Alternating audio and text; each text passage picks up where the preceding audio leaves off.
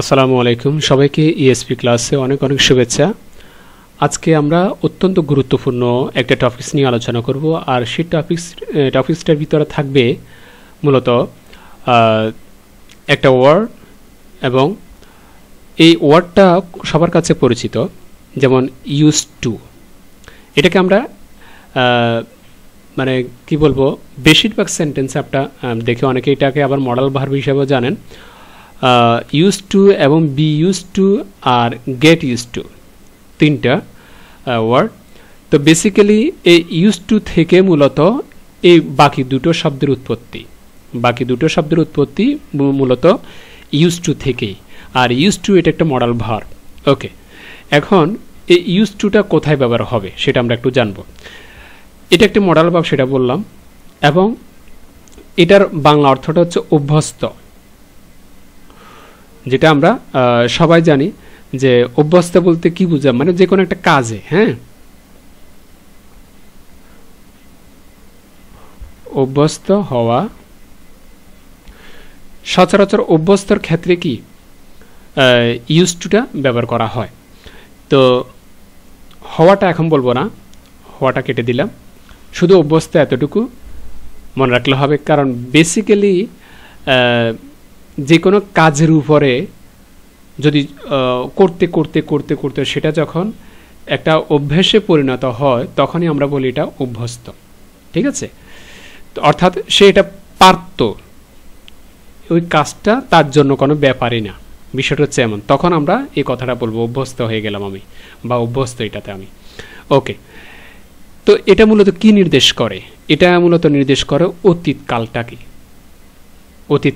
মূলত এই use two শব্দটা দ্বারা অতীতকালটাই নির্দেশ করা হয়। ওকে, এরপরে অতীতকাল বলতে কি রকম নির্দেশ করা হয়? যেমন অতীতে কোনো কিছু বিদ্যমান ছিল বা বারবার ঘটেছিল, কিন্তু বর্তমানে এগুলো ঘটছে না বা বর্তমানে নেই, এরকম যদি কিছু বোঝায় বা এরকম অর্থে আমরা ইউজ টুটা কি করব, ব্যবহার করব। পাশাপাশি আরেকটা কথা বলে দিই, এটা নেগেটিভ করার সময় আমরা একটা বিষয় খুব সতর্কর সাথে করব, সেটা হচ্ছে যে এটার সাথে যেমন এই ইউজ টু, ইউজড, তার মানে এখানে ডি যুক্ত রয়েছে। শব্দটা মেন শব্দটা হচ্ছে ইউজ, এটা ইউজ মানে ব্যবহার, কিন্তু এটা থেকে যখন ডি ইউজ মানে ফার্স্ট টেন্স চলে গেল, ইউজড ডি লাগিয়ে দিলে এটা কি হবে, ফার্স্ট টেন্স। ঠিক আছে, এমনিতে প্রেজেন্টটা হচ্ছে শুধুমাত্র ইউজ, আর যখন আমি ডি লাগিয়ে দিব তখন সেটা পাস্ট টু হবে ইউজড। তো এটাকে যখন আমি নেগেটিভ করব, তো নেগেটিভ করার সময় যেহেতু এই শব্দটা তার অতীত নির্দেশক কোনো ঘটনা বা কাজকে বোঝাচ্ছে, তো সেহেতু আমি এটাকে নেগেটিভ করলে কি আমি কি ডু ব্যবহার করব না ডিড ব্যবহার করব? যদি অক্সিলারি ভার্ব না থাকে ডিড। তো ডিড যেহেতু ব্যবহার করব, তাহলে অবশ্যই এটার কি প্রথম রূপ চলে আসবে ইউজ, তাহলে ডি থাকবে না, এই বিষয়টা মাথা রাখবে। ঠিক আছে, ডিডেন্ট ইউজ এটা হবে। ঠিক আছে, ডিডেন্ট ইউজড হবে না, ডিডেন্ট ইউজ। আমরা প্র্যাকটিক্যালি যখন সেন্টেন্সে দেখব সেটা আমরা খেয়াল রাখবো। যেমন কিছু এক্সাম্পল, তারপর আর একটু বলে দিই, এই ভিডিওটা সামান্য একটু বড় হবে, তোমরা চাইলে পজ করে করে একটু রেস্ট করে করে দেখতে পারো। ওকে, প্রথম সেন্টেন্সটা I said I used it pancakes. I said আমি বলেছিলাম, I used to it pancake, তার মানে আমি প্যানকেক খেতে খেতে অভ্যস্ত। ঠিক আছে, তো ইউজড বলতে আমি খেতাম, কি খেতাম, প্যানকেকটা। তো এটাতে আমি কি অভ্যস্ত ছিলাম, এটা বোঝাচ্ছে আমি প্যানকেক খেতে অভ্যস্ত ছিলাম। ওকে, এই অভ্যস্তর কথাটার জন্য মূলত ইউজ টু এখানে ব্যবহার করা হয়েছে। আরেকটা sentence, I use to smoke, আমি আগে ধূমপান করতাম, তার মানে এটাতে আমি অভ্যস্ত ছিলাম, এখন করি না। উপরের সেন্টেন্সটাও সেম, যে আমি প্যানকেক খেতাম কিন্তু এখন খাই না, বিষয়টা হচ্ছে এমন। এখানে কিন্তু আমরা কিন্তু আগেই বলে দিয়েছিলাম যে বারবার ঘটছিল কোনো ঘটনা বা বিদ্যমান ছিল, মানে আগে এগুলো করতাম, বিষয়টা হচ্ছে এমন, কিন্তু বর্তমানে এগুলো করি না বা নেই, এই সমস্ত ঘটনা নেই। এগুলো প্র্যাকটিক্যাল আমি দেখিয়ে দিচ্ছি। আগে স্মোক করতাম কিন্তু এখন করি না, তার মানে এটাতে আমি অভ্যস্ত ছিলাম। ওকে, এরপরে 3 নম্বর sentence, we use to live in a small town. আমরা একটা ছোট্ট একটা গ্রামে থাকতাম। আগে ছোট্ট একটা শহরে বা ছোট্ট একটা শহরে আমরা থাকতাম। এই যে থাকতাম তার মানে এখন ওখানে আর থাকি না, একসময় থাকতাম ছোট্ট একটা শহরে। তো এই যে ওখানে থাকতাম তার মানে থাকতে ওখানে আমার ওইখানে যে থাকতাম সেটা একটা আমার হ্যাবিটে পরিণত হয়েছিল।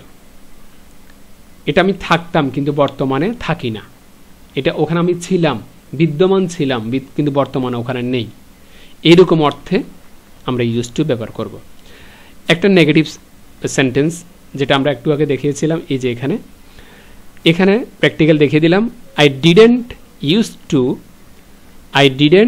Use to drink coffee. আমি কফি খেতাম না। এখন প্রশ্ন করতে পারো, এটা তো পাস্ট টেন্স না। এই যে আপনি বললেন যে ইউজটা প্রেজেন্ট আর ইউজটা হলো ফাস্ট, তো এটা তো ফাস্ট টেন্স না, তাহলে এটার অর্থটা কেন অতীতের হবে? আমি যখন নেগেটিভ করে ফেলবো তখন নেগেটিভ করতে হলে অবশ্যই কী করতে হবে, আমাকে ডিডেন্ট আনতে হবে। কী জন্য? কারণ সেন্টেন্সটা যখন ফার্স্ট টেন্সে থাকবে, ইউজডে থাকবে, তখন আমি ডিডেন্ট ইউজ করব। আর যখন ইউজে থাকবে শুধু, তখন আমি সচরাচর ডু নট দিয়ে করতে পারব।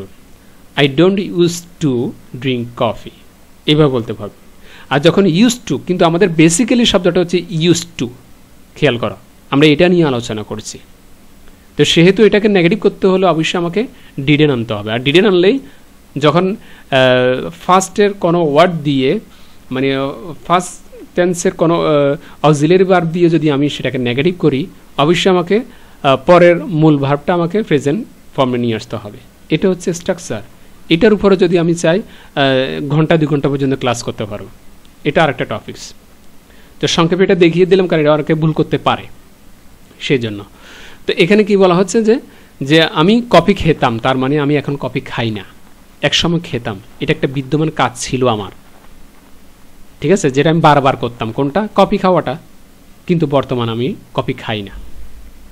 এটা হচ্ছে ইউজ টু এর ব্যবহার। এরপরে আলোচনা করব বি ইউজ টু কখন ব্যবহার হয়। বি ইউজ টু, এটার অর্থটা কি? এটার অর্থ হচ্ছে পুরোটা, এটা অভ্যস্ত হওয়া। বি মানেই তো হওয়া, আমরা সেটা জানি। তবে এখানে আরেকটা ঘটনা আছে, আমরা প্র্যাকটিক্যাল দেখব। যেমন বি ইউজ টু, বর্তমান বা অতীতে কোনো অবস্থার সাথে অভ্যস্ত হওয়ার কথা, অভ্যস্ত হওয়া কথাটা চলে আসছে। মানে আমি এটা তো অভ্যস্ত ছিলাম, অভ্যস্ত হতাম, করতে করতে করতে অভ্যস্ত হতাম। সেটা কখনকাল? বর্তমানেও। আর শুধু ইউজ টুটা অতীতে ছিল, কিন্তু বি ইউজ টুটা বর্তমানেও বোঝাচ্ছে। তাহলে পার্থক্যটা তুমি নিশ্চয় দেখতে পাচ্ছ। আর পার্থক্য দুটো মিলেই, বর্তমানেও আছে, অতীতেও আছে। সেটা তুমি অতীতেরটা ইউজ টু দিয়ে ব্যবহার করতে পারবে, আর বর্তমান ক্ষেত্রে তুমি বি ইউজ টু দিয়েও ব্যবহার করতে পারবে। ওকে, তবে এটা একটা অ্যাডজেক্টিভ ওয়ার্ড, সেটা মনে রাখতে হবে। আমরা এটা লিখে দিয়েছি। এক্সাম্পল হিসেবে দেখি, যেমন বর্তমানের কী রকম উদাহরণ। বর্তমান অবস্থা বলতে কী রকম উদাহরণ? বি ইউজ টু দিয়ে। I am use to getting up early. আমি ভোরে উঠতে অভ্যস্ত। আমি ভোরে উঠতে অভ্যস্ত, এটা বর্তমান বোঝাচ্ছে। এখন আমি তো এটা বলিনি যে আমি ভোরে উঠতে অভ্যস্ত ছিলাম, এরকম তো বলিনি। আমি বলেছি ভোরে উঠতে অভ্যস্ত, তো এটা বর্তমান। তো বর্তমান বোঝাতে আমি সেটা কি করব? অবশ্যই আমাকে ইউজ টুটা ব্যবহার করতে হবে। এখন এখানে একটা প্রশ্ন, মানে অনেকে বলবে যে আপনি বলছেন যে বি ইউজ টু, এখন এখানে লেখা আছে ইউজ টু, তো এটা দ্বারা কি এই অর্থ প্রকাশ পায়? দেখো, এটা একটা ইন্টারেস্টিং বিষয়। সেটা হচ্ছে আমি এই সাবজেক্টটাকে কি করলাম? লিখলাম, প্লাস দিলাম, এরপরে কি দিলাম? বি আচ্ছা দিলাম, বি দিলাম। বি মানে এটা, এই যে এটা বি এটা দিলাম। তো বি মানেই হচ্ছে কি? অক্সিলারি ভার্ব না? বি মানে এটা হচ্ছে কি অক্সিলারি ভার্ব। তো অক্সিলারি ভার্ব কি? বি ভার্ব আমরা বলি না বি ভার্ব। তো বি ভার্ব কি কি? Am, is, are, was, were, এগুলো না বি ভার্ব। বিং আরেকটা আছে বিং, এই যে শব্দগুলো। তো এখন এই পুরো কথাটাকে আমি একটা ওয়ার্ড দিয়ে রূপান্তর করলাম, সেটা হচ্ছে শুধু বি। তো বি মানেই তো কি? Be auxiliary verb. তো আমি বি এর জায়গায় অক্সিলারি ভার্ব কি আই এর সাথে কি হবে? এম হবে, এমটা বসালাম। যদি ইউ থাকতো ইউর সাথে আর হতো, আরটা বসালাম।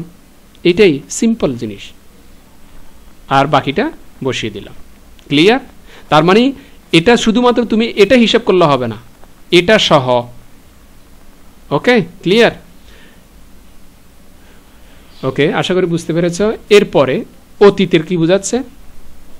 অতীতের অবস্থা বলতে she was use to the noise of the city, সে শহরের শব্দের সাথে কি অভ্যস্ত ছিল। She was use to the noise of the city, সে শহরের গোলমাল কিংবা গোলমাল শব্দের সাথে অভ্যস্ত ছিল। এটাও একটি বি, আর বাকিটা তো আছে অলরেডি। ঠিক আছে, বি ইউজ টু, এ বি এর জায়গায় এটা was. She third person singular number, সেই জন্য ওয়াজ বসেছে। এই যে বি বারবে আমরা এখানে লিখেছি এটা। ঠিক আছে, বি ইউজ টু। তো এটা হচ্ছে অতীতের অবস্থার। এরপর আমরা আরেকটা নেগেটিভ সেন্টেন্স দেখি, যে নেগেটিভে কীভাবে ব্যবহার করবো। যেমন I am not use to spicy food, আমি মশলাদার খাবার সাথে কি ছিলাম না, অভ্যস্ত ছিলাম না, বা অভ্যস্ত নয়। ছিলাম না বলবো না, কারণ এটা অতীত না। অভ্যস্ত নয়, এটা বর্তমান বোঝাচ্ছে। তো এটা সাবজেক্ট, এটা বি। তো বিটা যে কোনো কিছু হতে পারবে, সাবজেক্টের সাথে মিলিয়ে আমি বসাবো অক্সিলারি ভার্ব। তারপর অক্সিলারি ভার্বের সাথে সচরাচর কি বসবেই, নট তো বসবেই, যেহেতু নেগেটিভ এটা। আর বাকিটা যেভাবে আছে এইভাবে বসে যাবে। ক্লিয়ার? ওকে, এখন আসি এটা একটু স্ট্রাকচারটা দেখি, মানে গঠন প্রণালীটা কেমন। প্রথমে সাবজেক্ট বসবে, তারপরে বি ভার্ব বসবে, তারপরে ইউজ টু কথাটা। কিন্তু আমাদের বেসিক্যালি চিন্তা করতে হবে পুরো শব্দটা। ঠিক আছে, তারপর এইটার পরে অর্থাৎ বি ইউজ টির পরে কি কি শব্দ বসতে পারে? জিরান্ডও বসতে পারবে, নাউনও বসতে পারবে, অথবা প্রনাউনও বসতে পারবে। প্র্যাকটিক্যালি দেখি, যেমন আই মানে হচ্ছে একটা, এই যে আই, এটা হচ্ছে একটা সাবজেক্ট। তারপর এমটা হচ্ছে একটা বি ভার্ব, আর ইউজ টু তো আমি বললামই। আর এটার পরে জিরান্ড, যেমন গেটিং, গেট একটা মূল শব্দ, এটার পর আইনজি যুক্ত হয়েছে, গেটিং আপ আর্লি, বাকিটা যা আছে তা। ঠিক আছে, তো এই যে গেটিং আপ এটা পুরোটা একটা ফ্রেজ। আর আর্লি তো আমরা সচরাচর জানি যে কোনো সেন্টেন্সের বাকি অর্থ আমরা যেটাকে বলি এক্সটেনশনের ভিতর অনেক কিছু থাকতে পারবে, সেটা নাউনও থাকতে পারে, প্রনাউনও থাকতে পারে, অনেক কিছু থাকতে পারে বাকি অংশ যেটাকে বলা হয়। তো এইভাবে আমরা যদি লাইন বাই লাইন যদি বুঝে পড়ি, অনেক তথ্য পাবো আমরা। তাহলে এটা বর্তমান অবস্থা দেখলাম, অতীত অবস্থা দেখলাম, এবং নেগেটিভ ফর্মটাও দেখলাম, স্ট্রাকচারও দেখলাম, প্র্যাকটিক্যাল একটা সেন্টেন্সও দেখলাম। ওকে, এরপর আসি আমরা গেট ইউজ টু, এটা কখন ব্যবহার করব। গেট ইউজ টু, গেট এটা একটা ভার্ব, আমরা এটার সাথেও পরিচিত, বেশিরভাগ ক্ষেত্রে আমরা এটা ব্যবহার করি, গেট ইউজ টু। যেমন এটা দিয়ে কি বোঝাচ্ছে সেটা দেখব, যে গেট মূলত এটা আলাদা অর্থ যদি আমরা মিন করি, পাওয়া অর্থে কি হয়, গেটটা ইউজ হয়।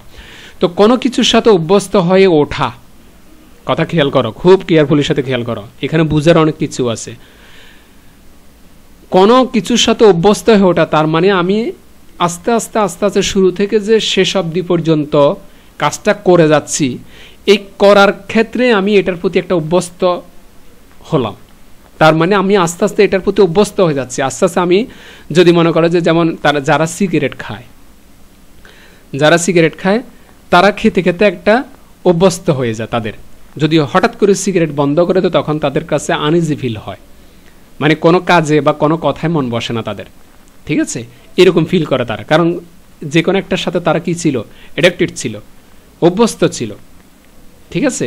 এর তদ্রূপ এই ক্ষেত্রে বলা হচ্ছে অভ্যস্ত হয়ে ওঠা, তার মানে সে সিগারেট খেতে খেতে অভ্যস্ত হয়ে উঠছে, বিষয়টা হচ্ছে এমন, সে না খেলে আর পারবে না, এটা ছাড়া তার চলবেই না, বিষয়টা হচ্ছে এমন। অর্থাৎ ধীরে ধীরে কোনো কিছুর সাথে অভ্যস্ত হয়, এই যে বললাম সিগারেট, সে খেতে খেতে অভ্যস্ত হয়ে উঠল, ঠিক আছে। তো যে বিষয়টা তোমাদের মনে রাখতে হবে সেটা হচ্ছে বি ইউজ টু আমরা যেটা আগে পড়েছিলাম বি ভার্ব দিয়ে, বি ইউজ টু মানে অভ্যস্ত হওয়া, একই অর্থের সাথে সম্পর্কিত। কোনটা? এই যে গেট ইউজ টু, এটা অর্থের সাথে, আর বি ইউজ টু এটা আর গেট ইউজ টু এটা অর্থ প্রায় একই, এর অভ্যস্তের সাথে কি সম্পর্কিত, ঠিক আছে। এখন পার্থক্য হলো গেট ইউজ টু মানে হচ্ছে কোনো কিছুতে অভ্যস্ত ছিল বা হবে, ঠিক আছে, ছিল বা হবে। আর বি ইউজ টু মানে অতীতে আর বর্তমানে, আর গেট ইউজ টু মানে কোনো কিছুতে অভ্যস্ত ছিল অতীতে এবং হবে, কোনটা? ভবিষ্যতে বোঝাচ্ছে। সুতরাং আমরা যেটা পেলাম, গেট মানেই তো আমরা একটু আগে বললাম পাওয়া, এ পাওয়া, এটা একটা ভার্ব। তো এই ভার্ব দিয়ে কি বোঝাচ্ছে? সেটা বর্তমানেও হতে পারে, বর্তমানেও পাওয়া হতে পারে, আবার অতীতেও পাওয়া হতে পারে, কিংবা ভবিষ্যতেও পাওয়া হতে পারে। যেহেতু এই গেটের তিনটা ফর্ম আছে, গেট, গট, গট, ঠিক আছে, এইভাবে আমরা বলতে পারবো যে গেটের তিনটা ফর্ম, গেট, গট, গট, এর তিনটা ফর্ম। এই তিনটা ফর্ম যেহেতু এটা একটা ভার্ব, তাহলে অবশ্যই এটা কি আছে? পরিবর্তন আছে। এটা প্রেজেন্ট, আর এটা ফার্স্ট, আর এটা হচ্ছে ফার্স্ট পার্টিসিপল, ঠিক আছে, ফার্স্ট পার্টিসিপল। তার মানে তিনটা রূপ রয়েছে কিসের? এ গেটের। তো তিনটে যদি রূপ হয় তাহলে বর্তমানকালেও সে কাজ করতে পারে, অতীতেও সে কাজ করতে পারত, আর যদি জিরান হিসাব ধরি মানে ভবিষ্যতেও সে কাজ করতে পারবে, এটা না আবার, ঠিক আছে। এখানে বলা হচ্ছে যে হবে, হবে মানে সেটা ভবিষ্যৎ, ভবিষ্যতে সে কাজ করতে বা অভ্যস্ত হতে পারবে। ওকে, এবার আসি প্র্যাকটিক্যাল সেন্টেন্সে। I am getting use to living in a new city. যে I am getting use to, এটা একটা কন্টিনিউয়াস টেন্স। গেটটা হচ্ছে মূল ওয়ার্ড, গেটটা হচ্ছে মূল ওয়ার্ড, এটার সাথে আমি কি যোগ করলাম? আইএনজি যোগ করলাম। কি জন্য? কারণ এটা continuous tense, present continuous tense. তো I am getting used, I am getting used to, I am getting used to, get থেকে গেটিং, কিন্তু আমাদের মূল শব্দটা হচ্ছে গেট, আর পুরো শব্দটা হচ্ছে গেট ইউজড টু। তো এখানে গেট ইউজড টু আছে কি না? আছে। তো তাহলে এই পরিবর্তনটা কেন হলো? এটা হচ্ছে সেন্টেন্সের পরিবর্তন, অর্থাৎ টেন্স অনুসারে পরিবর্তন করলাম। গেটটা কিন্তু বরাবরই আছে আমাদের ভার্বটা। Okay, I am getting use to living in a new city. তো কী অর্থ বোঝাচ্ছে? যে আমি নতুন শহরে থাকতে অভ্যস্ত হয়ে উঠছি। এটা চলমান, কন্টিনিউয়াস মানে হচ্ছে চলমান, তার মানে আমি আস্তে আস্তে অভ্যস্ত হয়ে উঠছি এখানে থাকতে। ওকে ওকে, এরপরে নেক্সট সেন্টেন্সে আই কান্ট, আমি পারি না, আমি পারি না বা পারছি না এরকম অর্থে ব্যবহার হয় কান্ট, নেগেটিভ শব্দ। Get use to, I can't get use to this cold weather, আমি এই ঠান্ডা আবহাওয়ার সাথে অভ্যস্ত হয়ে উঠতে পারছি না। I can't get use two, অভ্যস্ত হওয়া, দিস কোল্ড ওয়েদার, আমি পারছি না কিসের সাথে? এই ঠান্ডা ওয়েদারের সাথে, ঠান্ডা আবহাওয়ার সাথে আমি অভ্যস্ত হতে পারছি না, ঠিক আছে। তার মানে এটা হওয়া অর্থে, ওই যে আমরা একটু আগে বললাম গেট ইউজ টু আর বি ইউজ টু একই অর্থে কি হয়? ব্যবহার করা হয়। অভ্যস্ত হওয়া একই অর্থ সম্পর্কিত হয়। ওকে, এখন আসো আমরা যদি আমরা এটা নেগেটিভ করতে চাই, নেগেটিভ কীভাবে করবো? যেমন এখানে নোট দিয়ে তোমাদেরকে বুঝিয়েছি, নেগেটিভ অপশানে যখন গেট ইউজ টু এই শব্দটাকে নেগেটিভ করব, গেট ইউজ টু শব্দটা যখন নেগেটিভ করো তখন এইভাবে করতে পারবে তুমি। Not get use to, not get use to, এটাও তুমি লিখে দিতে পারবে। এখন আসো আমরা প্র্যাকটিক্যাল স্ট্রাকচারে চলে যাই, মানে গঠন প্রণালী। এই সেন্টেন্সটার কীরকম গঠন হতে পারে? প্রথমে সাবজেক্ট থাকবে, তারপরে গেট থাকবে, তারপরে ইউজ টু থাকবে, এরপরে জিরান, নাউন বা প্রনাউন থাকতে পারে, এরপরে জিরান, নাউন বা প্রনাউন থাকতে পারে। এবার হচ্ছে আমাদের ব্যবহার বিধি, অর্থাৎ কখন গেট ইউজ টু আর কখন তোমার বি ইউজ টু কিংবা শুধু ইউজ টু, এই যে ইউজ টু ব্যবহার হবে।